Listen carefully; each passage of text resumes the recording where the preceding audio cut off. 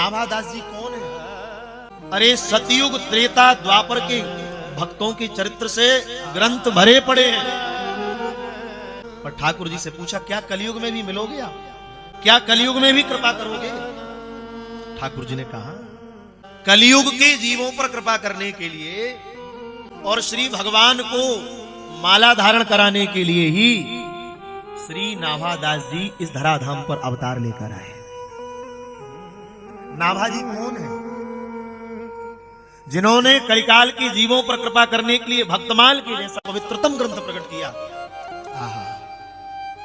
श्री प्रियादास जी महाराज भक्त वल्लभा टिप्पणी में कह रहे हैं, श्री नाभा जी कौन है? जैसे महर्षि वाल्मीकि कौन है? बोले वाल्मीकि जी ही जीवों पर कृपा करने के लिए कलिकाल में गोस्वामी तुलसीदास जी के रूप में आए।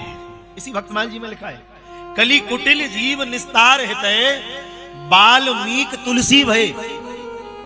कलयुग के जीवों पर कृपा करने के लिए महर्षि वाल्मीकि ही गोस्वामी जी के रूप में अवतरित होकर आए। वाल्मीकि रामायण का टीका लिखने के लिए वही महर्षि वाल्मीकि कवि कुल शेखर गोस्वामी जी के रूप में आए। नाभा जी कौन है? महाराज जी, भगवान श्री कृष्ण जब द्वापर में लीला करने आए तो कभी कभी विचार करिए कि ब्रह्मा जी इंद्रादिक देवता भगवान की लीला को नहीं जान पाते, और हमारे जैसा साधारण व्यक्ति अगर ये कहे कि हमने उनको जान लिया, तो अभी ये कहना बहुत कठिन है। जगत पिता ब्रह्मा जी भगवान की उस लीला को नहीं समझ पा रहे। कौन लीला? ठाकुर जी वृंदावन में जब लीला कर रहे तो ठाकुर जी के जो सखा हैं, मधुमंगल, श्रीदामा, मनसुखा, हमारे गिरिराज जी के पास में एक स्थान है पेठा गांव, वहां ठाकुर जी लीला कर रहे। ठाकुर जी सारे गोपों से घिरे हुए बैठे हैं और अपना एक प्राण प्रिय सखा है, वाको नाम है मधुमंगल। ठाकुर जी के लाला बोले, कहा? बोले, मोय तो आज तेरे ताई को प्रसाद आरोग लो, तेरे ताई को आरोगो। मनसुखा की लाला मेरे ताई को पावेगा? बोले हाँ। मनसुखा हृदय से भर के, प्रेम में भर के नारायण अपनी मैया के ताई जावे, पूरे गृह में देखे, कछु पावे मिल जावे, कछु मिल जावे, पर पूरी कुटिया में कछु ना मिलो। रसोई में गयो तो रसोई में जाके देखे सो 3 दिन की बासी कड़ी रखी है। बा कड़ी को उठाए और अपनी नासिका के निकट लायो तो बामे से भयंकर दुर्गंध आ रही, और मन में बार बार विचार कर रहा हो, हमारो लाला माखन खावे, हमारो लाला मिश्री खावे, अरे हमारो लाला तो नंदराय जी को छोड़ा है, या बासी कड़ी को आरोगा। मैया ते पूछे, मैया कछु पावे के ताई है? मैया पूछे, लाला क्यों? अरे मैया, आज श्री नंदराय जी को छोरा मोते कह रहो, आज तेरे घर के ताई को प्रसाद आरोगूंगो। मैया, लाला हमारे घर को प्रसाद आरोगे। अब इस संपूर्ण लीला का दर्शन जगत पिता भगवान ब्रह्मा कर रहे हैं। महाराज ब्रह्मा जी इस लीला का दर्शन कर रहे हैं और ब्रह्मा जी के चित्त में ये भाव जगा है, ये कैसा भगवान है? घाट घाट का पानी पीने वाले, जिनकी जात पात का पता नहीं है, उनके प्रसाद को आरोगने के लिए इतने लालायित हो रहे हैं। मैया के लाला देख ले, लाला तो जाके कि बापू कल बढ़िया धोरी गाय को दूध काढ़ के माखन मिलूंगी और वाके ताई आरोग वे के ताई माखन लेके जाइयो, पर बाके हृदय में भाव जाग रहे हो। मधुमंगल विचार कर रहा हूं, हमारो लाला या बासी कड़ी को थोड़ी आरोगे को कहा करें? श्रीदामा कहवे, मनसुखा के देख ले लाला पाले, वो ना आवेगो। पर ठाकुर जी प्रतीक्षा कर रहे, बोले ना, अहम भक्ता अपराधीना, मेरा ये सूत्र खंडित हो जाएगा अगर मैंने प्रतीक्षा नहीं की। ये सूत्र मैंने दिया है, तो मैं सर्वतंत्र स्वतंत्र हूं, मेरे ऊपर किसी की सत्ता नहीं है। पर सच कहूं श्रीदामा, भक्त ही मेरे ऊपर है, उसके भाव में मैं बंध जाता हूं। ठाकुर जी प्रतीक्षा कर रहे, मधुमंगल आवेगो, मधुमंगल आवेगो। और मधुमंगल आयो, कदम्ब के वृक्ष की कोट में आके ठाणो हैगो। ठाकुर जी को देख रहा हूं और वह कड़ी को देख रहा हूं, ठाकुर जी को देख रहा हूं, वह कड़ी को देख रहा हूं। मन में विचार करे, माखन मिश्री खावे वारो, नाना प्रकार के व्यंजन आरोगवे वारो, या कड़ी को पावे वारो। बार बार मन में विचार कर। ब्रह्मा जी इस लीला का दर्शन कर रहे और ब्रह्मा जी इस लीला को देख रहे, बोली कैसा भगवान है ये, झूठी कड़ी आरोग में के नहीं। मनसुखा ने मन में विचार, मधुमंगल ने विचार कियो, या कड़ी को तो मैं आरोग जाऊं, लाला को माखन लांगो मिश्री लांगो। और बाने जैसी वह कड़ी लई और जैसी गुड़गुड़ पीवो चालू करी तो बाई समय ठाकुर जी को गुड़गुड़ की आवाज आई। और ठाकुर जी पीछे देखे, बोले कहा भयो भैया, कहां ते आवाज आ रही। ठाकुर जी पीछे देखे सो मधुमंगल वा काड़ी को आरोग। ठाकुर जी दौड़ के गए, बोले लाला, बोले देख ले मैंने तो कही थी आज मैं तेरे ताई को प्रसाद आरोग। अब मधुमंगल कहा के बोले भैया देख ले, या बासी कड़ी हती 3 दिन की बासी थी, या को तो मैंने आरोग लियो, अब तो खो कल माखन खवांगो। ठाकुर जी कहा के बोले ना वो को तो जई कड़ी खानो। मधुमंगल हंस रहा, बोले दारी के कहाते खावे वो, या कड़ी को तो मैं आरोग। बोले ना मोए तो जई कड़ी खानो। बोले अब ना मिलेगी, पर धन्य है भक्त की भक्ति। कृपानाथ उस कड़ी को आरोगते आरोगते मधुमंगल जब कड़ी को आरोग रहो तो आधी कड़ी यहां तक बह गई। और ब्रह्मा जी इस लीला को देख रहे हैं। मधुमंगल कहे अब कड़ी ना है, बोले ना मैं तो यही कड़ी आरोगूंगा। और देखते ही देखते ठाकुर जी ने बाकी मौते जो कड़ी बह रही, श्रीमद् भागवत जी के 10वें स्कंद में लिखा, ठाकुर जी ने बाकी मुंह को पकड़ो और बहती हुई कड़ी को जीभ से चाटने लगे। और ब्रह्मा जी ने जैसे लीला का दर्शन किया तुरंत कहते अरे राम राम राम राम, ये भगवान नहीं है। घाट घाट का पानी पीने वाले जिनकी जात पात का पता नहीं है, उनकी झूठी कड़ी को आरोग रहा है, ये भगवान नहीं हो सकता। अगर भगवान है तो मैं परीक्षा अवश्य लूंगा।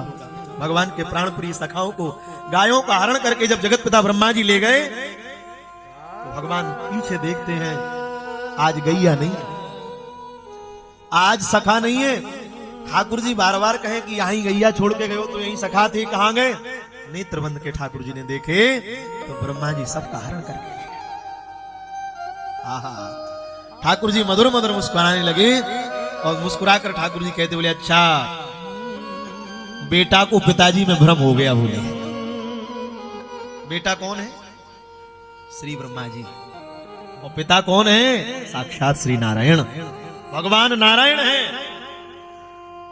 बोले पुत्र को पिता में संदेह हो गया, पर भगवान कहते हैं ब्रह्मा जी चिंता मत करो, जब मैं तुम्हारे जैसे ब्रह्मा को बना सकता हूं तो मैं करोड़ों करोड़ों ब्रह्मांडों को अपने एक एक रोम से प्रकट करने की सामर्थ्य रखता हूं।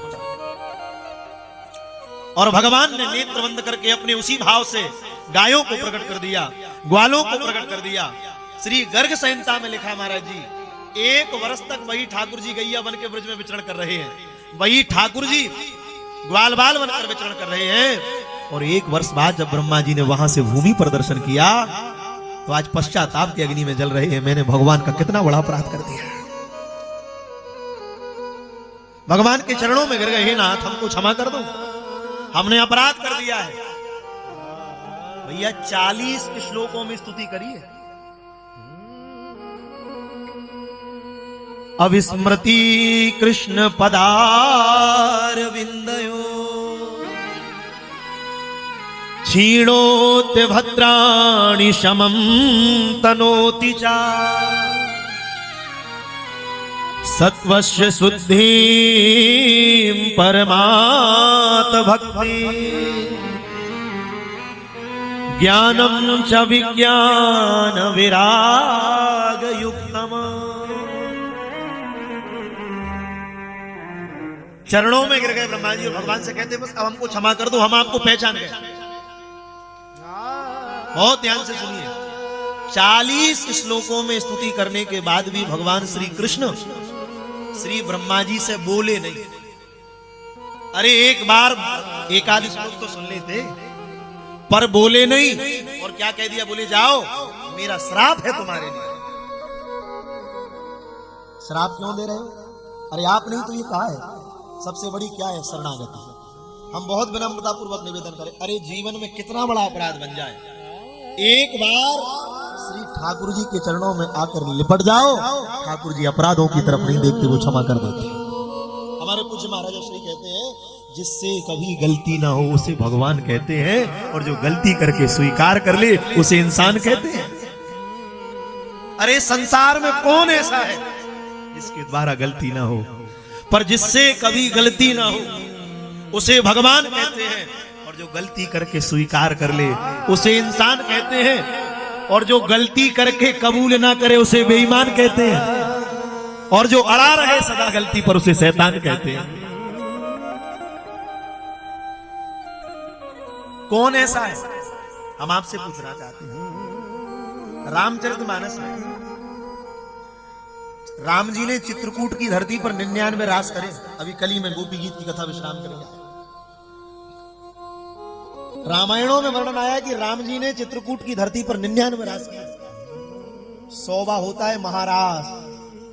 महाराज करने वाले थे, बस इतनी देर में इंद्र के पुत्र जयंत ने आकर लीला में विक्षेप कर दिया। भगवान ने वहीं छोड़ दिया और क्या कहा, रास तो मैंने करे त्रेता में, महाराज करूंगा द्वापर में जाकर। पर विचार करो, इस दृष्टि से अगर आप उस लीला का दर्शन करेंगे तो रावण का किया हुआ अपराध छोटा है और जयंत का अपराध बड़ा है, पर राम जी ने जयंत को क्षमा कर दिया और रावण को मार दिया। हम आपसे पूछना चाहते हैं, अरे रावण को तो यह श्राप था कि अपनी अधिष्ठात्री पत्नी के अतिरिक्त संसार की किसी भी नारी को वासना की दृष्टि से स्पर्श करेगा तो जलकर खाक हो जाएगा। साधु का वेश बनाकर गया। महर्षि वाल्मीकि ने कहा है, वेदमती नाम की नारी ने रावण को श्राप दिया था, रावण तेरा विनाश करने के लिए ही मैं सीता के रूप में जन्म लेकर आया।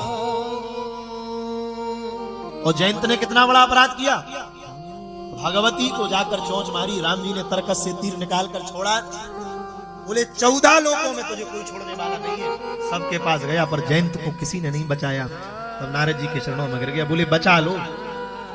नारद जी ने कहा, तूने अपराध तो इतना बड़ा किया है कि बचा नहीं सकता, पर मैंने राम की करुणा देखी, राम के चरणों में जाकर गिर जा। बोले क्यों?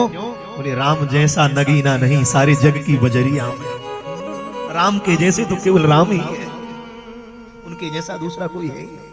चरणों में गिर जा, इतने करुणा सिंधु है।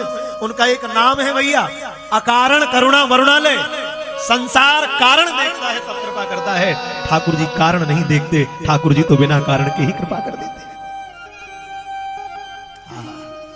चरणों में आए हुए जयंत को भगवान ने बोले अब मार दो या ताड़ दो, क्षमा कर दिया। और रावण की पत्नी मंदोदरी समझा रही, आप बहुत बलवान हैं, बहुत ज्ञानी हैं, कृपा करो। बोले इतना बलवान? बोले कितना? बोले कटे हुए हाथ जोड़ देता हूं। मंदोदरी ने कहते हैं तो सारा संसार जानता है कि आप कटे हुए हाथ जोड़ देते हो, पर अपनी पत्नी की मानो तो जैसे कटे हुए हाथ जोड़ देते हो वैसे राम के हाथ क्यों नहीं जोड़ लेते? इस दुष्ट ने सब किया पर राम के हाथ नहीं जोड़े, उसका परिणाम ये मारा गया। और ब्रह्मा जी शरण में पड़े हैं, बोले नहीं। और क्या श्राप दिया? बोले जाओ, तुमने अगर मेरा अपराध किया होता तो मैं तुम्हें जरूर क्षमा कर देता ब्रह्मा जी, पर मैं अपने अपराधी को क्षमा करता हूं, पर भक्त के अपराधी को क्षमा। साक्षात ब्रह्मा जी, भगवान ने श्राप दे दिया, जाओ अब तब तक तुमसे नहीं मिलूंगा जब तक तुम मेरे भक्तों की माला नहीं बनाओगे। क्यों? मुझे भक्त प्रिय है। तो वही जगत पिता श्री ब्रह्मा जी इस कलिकाल में श्री भक्तमाल जी जैसा पवित्र ग्रंथ लिखने के लिए नावा के रूप में अवतार लेकर आए। और विलक्षण बात सुनो, श्राप दिया पर श्राप के साथ साथ क्या कह दिया? बोले जाओ, तुम जन्मांध होगे, जन्म से तुम्हें नेत्रों से नहीं दिखेगा, प्रज्ञा चक्षु के रूप में जन्म लेकर आओगे। विचार करो, 5 वर्ष तक श्री नाभाजी के नेत्र नहीं थे, इसलिए भगवान कहते हैं भक्तमाल कौन है? मानो जगत पिता भगवान ब्रह्मा ने जैसे तुलसीदास जी ने वाल्मीकि को अवधी भाषा श्री रामचरितमानस के रूप में प्रकट किया है, ऐसे ही जगत पिता भगवान ब्रह्मा ने नाभाजी के रूप में अवतरित होकर श्री भागवत जी के ऊपर टीका लिखकर श्री भक्तमाल जैसा पवित्र ग्रंथ प्रकट कर दिया है। ये भक्तमाल जैसा सुमेरु प्रकट कर दिया है। इसके नाम से ही स्पष्ट है भक्तमाल। भक्तमाल का अर्थ क्या है? जो भक्तों की माला है वो है भक्त माल।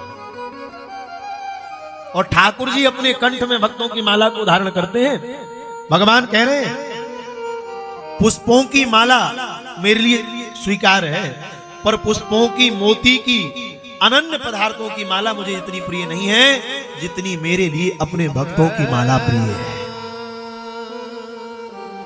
पर भगवान का और भक्त का संबंध कैसा होना चाहिए, ये निर्देश कर रहा है श्री भक्तमाल।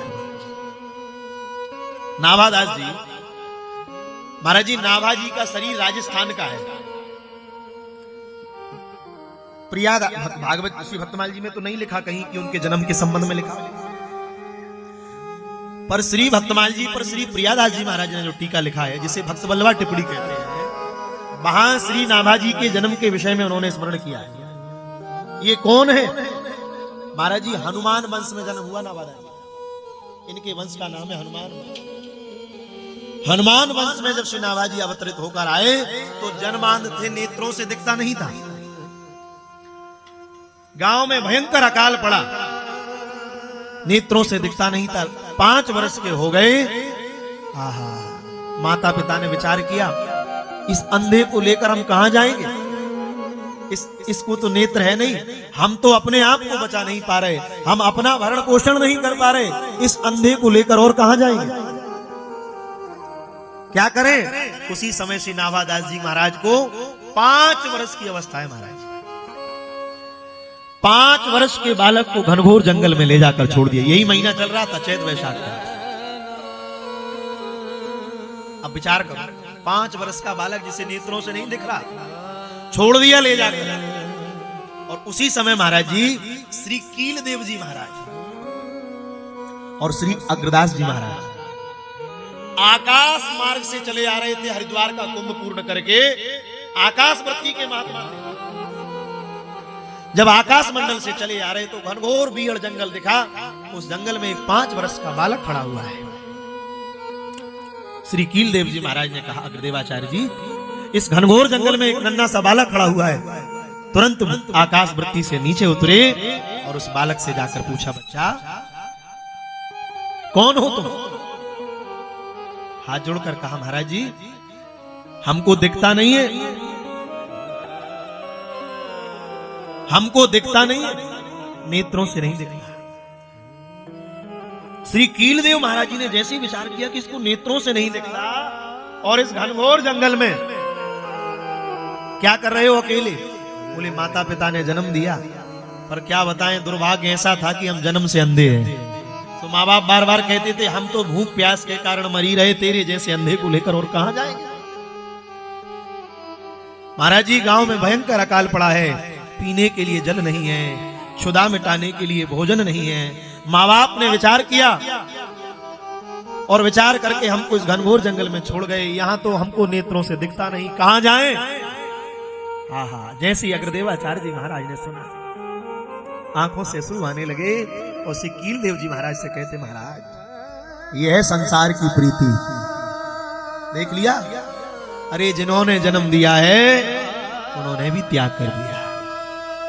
इसलिए हमारे मलुकदास जी क्या कह रहे हैं,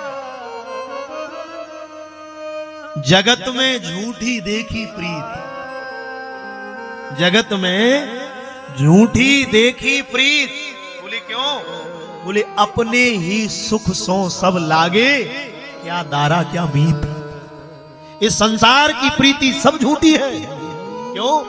सब अपने सुख से लगे हैं। हम लोग सोचते हैं अमुक व्यक्ति हमसे बहुत प्रेम करता है, अमुक व्यक्ति, हमारी बात को कान खोलकर सुन लो, अपने हृदय पटल पर लिख लो, आपसे कोई प्रेम नहीं करता। इस संसार में सच्चा प्रेम अगर हमसे कोई कर रहा है तो या तो श्री ठाकुर जी करते हैं या फिर श्री गुरुदेव भगवान करते हैं, अन्यत्र दूसरा कोई है ही नहीं। श्री अग्रदेवाचार्य जी महाराज ने जब उस बालक की दशा को देखा, हाथ में जल ले लिया और जैसे ही जल लिया भगवान का पावन स्मरण किया और स्मरण करके हाथ में जल लेकर 5 वर्ष का बालक, उसकी नेत्रों की ज्योति नहीं है, और जैसे ही जल उसके नेत्रों पर मारा उसी समय 5 वर्ष के बालक नाभादास की नेत्रों की ज्योति लौट आई। महाराज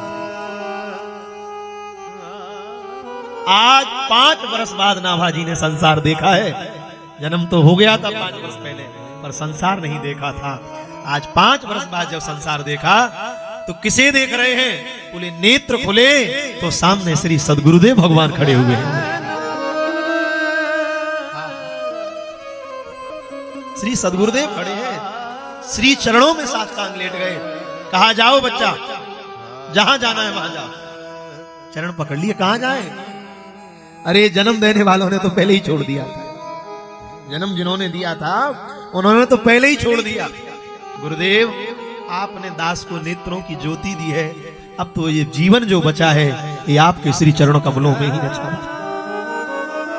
और हम बहुत विनम्रता पूर्वक निवेदन करें, ठाकुर जी कृपा ना भी करना चाहेंगे तो करना पड़ेगा, बस केवल सद्गुरुदेव कृपा कर दें, गुरु जी कृपा कर दें, कैसे कृपा नहीं करेंगे। और इसी बात को भक्तमाल के टीकाकार श्री नाभाजी कह रहे हैं, संसार छोड़ने तैयार हूं, मैंने जन्म लेकर नेत्र नहीं खोले पर मेरे नेत्र खुले। अरे संसार का साधारण जीव तो संसार देखता है, पर मेरे जैसे नाभादास ने संसार नहीं देखा, मेरे जैसे नाभादास ने नेत्र खोले तो सामने गुरुदेव भगवान का दर्शन किया। अब आपको छोड़कर नहीं जाना चाहते, और हम बहुत विनम्रता से निवेदन करें, ठाकुर जी ने नेत्र दिए और उन नेत्रों का सुख है ठाकुर जी का दर्शन।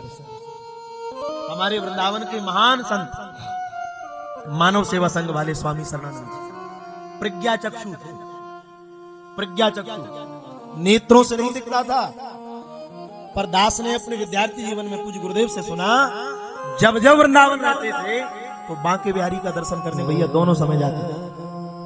एक बार किसी वैष्णव ने पूछा, स्वामी जी आपको तो नेत्रों से दिखे ना, फिर क्यों जा रहे बिहारी के दर्शन करने? तो हाथ जोड़ के कहा कि भैया मोकू नेत्रों से ना दिखे, या के बाद भी मैं दर्शन करवे जाऊं। बोले क्यों जाओ? बोले या लाई जाऊं कि मोको ना दिखे, मेरे नेत्र ना है, तो मेरे जैसे अंधे को देखकर तुम आंख वालों को लज्जा आ जाए कि जब अंधा जा रहा है तो आंख वालों को तो जाना ही चाहिए। और मैं या के ताई जाऊं, मैं भले ही अपने ठाकुर को ना देख पाऊं पर मेरे ठाकुर देख ले कि मैं आ गया। इसलिए श्री नाभादास जी अपने इन नेत्रों से श्री गुरुदेव भगवान का दर्शन कर रहे हैं, श्री सद्गुरुदेव की प्राप्ति कर ली है उन्होंने। और सद्गुरुदेव कौन है? साक्षात श्री अग्रदेवाचार्य जी। अग्रदेवाचार्य जी कौन है? श्रीमदात्म जगतगुरु भगवान श्री रामानंदाचार्य जी के शिष्य हैं। और रामानंदाचार्य जी कौन है? इस कलयुग में राम जी ही रामानंदाचार्य बनकर आए, राम जी ही कृपा करके क्यों आए? राम जी क्या कह रहे? जैसा त्याग श्री भरत जी ने किया वैसा त्याग राम जी ने नहीं किया भैया। राम जी बन गए पर राम जी जानकी जी को लेकर गए, लक्ष्मण जी संग गए, पर श्री भरत जी का त्याग कैसा है? श्री भरत जी महाराज भगवान की आज्ञा में अपनी आज्ञा मानते हैं। राम जी 14 वर्ष बन रहे। श्रीमद् भागवत के 9वें स्कंद में लिखा है, भगवान शुकाचार्य कह रहे, श्री भरत जी क्या कह रहे हैं? जब तक प्रभु लौट कर नहीं आएंगे, नंदी ग्राम में 10 हाथ गहरा गड्ढा खोदकर जमीन में सोते थे भरत जी। राम जी अगर कंदमूल खाते थे तो सुखदेव जी की वाणी में लिखा है, जो था जो गायों को खिलाते थे और गायें उस जौ को गोबर के द्वारा निकाल देती थी, तो उसी जौ को सरयू जी के जल में भिगो कर खाते थे। तो राम जी रोते थे, राम जी कहते थे, मैं राम बनकर तो आया पर मेरे भैया भरत के जैसा त्याग मैंने नहीं किया, इसलिए भरत की रहनी को रहने के लिए, कलयुग के जीवों में भक्ति का प्रादुर्भाव करने के लिए मैं राम ही रामानंदाचार्य बनकर आऊंगा। इसलिए नाभादास जी महाराज श्री रामानंदाचार्य जी महाराज के कृपा पात्र शिष्य है, और उन्हें इस बात का बोध है। अब तो गुरुदेव के साथ चले गए, और जैसे ही गुरुदेव के साथ चले गए तो महाराज जी श्री कील देवाचार्य जी महाराज और श्री अग्रदेवाचार्य जी महाराज मानसी सेवा करते थे, मानसी की सेवा करते थे। तो नाभादास जी तो बाल्यावस्था की अवस्था थी। नाभादास जी महाराज क्या करते थे? केवल गुरु जी को पंखा जलाते। तो एक दिन अग्रदेवाचार्य जी महाराज भीतर मानसी कर रहे, लगभग 11 वर्ष की अवस्था हो गई उस समय। जब मानसी कर रहे तो आपने देखा होगा हमारे राधा वल्लभ जी में वो रस्सी से खींचने वाला पंखा चल रहा, आज भी राधा वल्लभ में है। तो वो पंखा को कर रहे, आयु 11 वर्ष की हो गई। तो प्रियादास जी श्री नाभाजी का परिचय कराकर कह रहे, मानसी में गुरुदेव बैठे और पंखा झल रहे और मानसी में नेत्र बंद करके सेवा कर रहे। सेवा करते करते स्वामी अग्रदेवाचार्य जी महाराज ठाकुर जी को माला पहनाने वाले थे। इतने में इनके एक गुरु भाई समुद्र मार्ग से व्यापार की सामग्री लेकर चले आ रहे थे। समुद्र में भयंकर लहरें उठी और जैसी लहरें उठी तो जहाज डोलने लगा। तो जोर से उन्होंने वहीं से आवाज लगाई, हे गुरुदेव, इस दास ने कभी आपके चरणों का अनन्यता पाई हो तो मेरे डूबते हुए जहाज को बचा लो। इतना कहां समुद्र में है भैया। श्री प्रियादास जी कह रहे समुद्र के मध्य में। आहा, जैसे ये बात कही तो स्वामी जी मानसी में माला पहनाए ठाकुर जी को, वो माला पहना नहीं पाए, वो माला हाथ से गिर गई। अब बताओ, भीतर बैठे हैं अग्रदेवाचार्य, बाहर है नाभाजी और समुद्र में है गुरु भाई। वहां से उन्होंने गुरुजी को बुलाया तो गुरुजी के हाथ की माला गिर गई। जो माला गिरी तो बाहर बैठे हुए नाभाजी को पता चल गया कि गुरुदेव की सेवा में विक्षेद हो गया, गुरुदेव की सेवा में माला गिर गई। जैसी माला गिरी तो हाथ जोड़कर नाभाजी ने, 11 वर्ष का बालक नाभा हाथ जोड़ रहा है और क्या कह रहा है, नाथ, इस दास ने अगर अपने गुरु चरण कमलों की सेवा करी हो और उस सेवा का तनिक भी फल हमको प्राप्त हो तो एक फल दे दो। क्या? बोले, श्री हमारे गुरु भाई का जो जहाज है वो डूब रहा है, उसके जहाज को साकुशल निकाल दो। ऐसा कहा और समुद्र में लहरें बंद हो गई, जहाज चलना तैयार हो गया। अब जहाज जैसे ही चलने लगा, बाहर से नाभाजी क्या चल रहा है, श्री नाभादास जी क्या कह रहे हैं, बोले गुरुदेव जहाज निकल गया, माला पहना दो ठाकुर जी को। और ये जो सुना आवाज लगाई, बच्चा कौन? दौड़ कर गए, चरणों में गिर गए, दासानुदास नाभादास। बेटा, बड़े बड़े योगियों को, बड़े बड़े परमहंसों को अंतरंग की लीला का दर्शन नहीं हुआ, पर तूने मेरी अंतरंग की लीला का दर्शन कर लिया। बेटा, तूने सेवा करके अंतरंग की लीला को जीत लिया। क्यों? गोस्वामी जी कहते, मोरे मन प्रभु अस विश्वासा, राम ते अधिक राम कर दासा। ये विश्वास उनके हृदय में था कि राम जी से भी श्रेष्ठ अगर कोई है तो राम जी के दास है। बेटा, तूने अंतरंग की लीला को जान लिया। मांग ले, क्या मांग रहा है? बोले कुछ नहीं चाहिए, आपने तो वैसे ही सब कुछ दे दिया, जन्म देने वालों ने तो छोड़ दिया था, जीवन आपने दे दिया, क्या मांगू? नहीं मांग। बार बार कह रहे तो नाभादास जी हाथ जोड़कर क्या करें? बोले गुरुदेव, आप बार बार दास से पूछ रहे हैं, मांग ले मांग ले मांग ले, हम आपसे पूछना चाहते हैं क्या श्री ठाकुर जी के खजाने में गुरुदेव की सेवा से बढ़कर भी कोई उपहार है? अरे जो नाभाजी ने सुना हृदय से लगा लिया, तूने जीत लिया मुझे गुरुदेव के चरणों की सेवा मिली। जैसे ही सुना आ गया नहीं। बोले जाओ बेटा, सतयुग, त्रेता और द्वापर के भक्तों के चरित्र तो लिखे पड़े हैं, कलयुग का जीव सहज भाव से विश्वास नहीं करेगा, इसलिए मेरी आज्ञा है तुम सतयुग, त्रेता और द्वापर के भक्तों के चरित्र तो लिखना, पर तुम कलयुग के भक्तों के चरित्र लिखकर भगवान को भक्तमाल की माला धारण कराइए। चरणों में गिर गए, बोले गुरुदेव हम पढ़े लिखे नहीं है, एक अक्षर नहीं आता। स्वामी जी कहते हैं, बोले बेटा, जिस पर सदगुरु मेहरबान हो जाता है उसको फिर संसार की किसी विद्या को पढ़ने की आवश्यकता नहीं है। जाओ बेटा, मेरा आशीर्वाद है, तुम जिस भक्त का स्मरण करोगे वो भक्त तुम्हारे सामने प्रकट हो जाएगा और खुद अपना चरित्र लिखवाएगा। उसी समय प्रणाम किया और जयपुर जाए कभी तो जयपुर के पास गलिता पीठ है, श्री भक्तमाल जी का प्राकट श्री गलिता जी में ही हुआ। श्री नाभादास जी महाराज राजस्थान में हमारे पूज्य सदगुरुदेव श्री मलुक पीठ वाले महाराज रेवाशा है, जो अग्रदेवाचार्य जी महाराज की पीठ है, जो श्री नाभाजी के गुरुदेव हैं। तो उन्होंने आज्ञा दी और हाथ पकड़कर बालक को गलिता ले गए और कहा, इसी गलिता पीठ पर बैठकर तुम कलयुग के जितने भक्त हैं संपूर्ण भक्तों के चरित्र का प्रकाश करो। और श्री गुरुदेव की आज्ञा से उन्होंने गलिता पीठ में बैठकर भक्तमाल के जैसा पवित्र ग्रंथ लिखा। इसलिए लिखा है, श्री गुरु अग्रदेव आज्ञा दई, भगतन को जस गाय, भवसागर के तरन को नाहिन और उपाय, भवसागर के तरन को नाहिन उपाय। किसने आज्ञा करी? गुरुदेव ने नाभाजी की आशंका को दूर कर दिया। कह रहे हैं श्री गुरुदेव गुरु अग्र आज्ञा दई। किसने आज्ञा करी? गुरुदेव ने। अग्रदेव आज्ञा दई। क्या आज्ञा करी? बोले भक्तन को जस गाए। जाओ, भगवान का यश नहीं गाना, भक्तों का यश गाना है। तो बोले भवसागर से तरण को नाहिन और उपाय। इस कलयुग में भवसागर से निकलने का दूसरा कोई और उपाय नहीं है।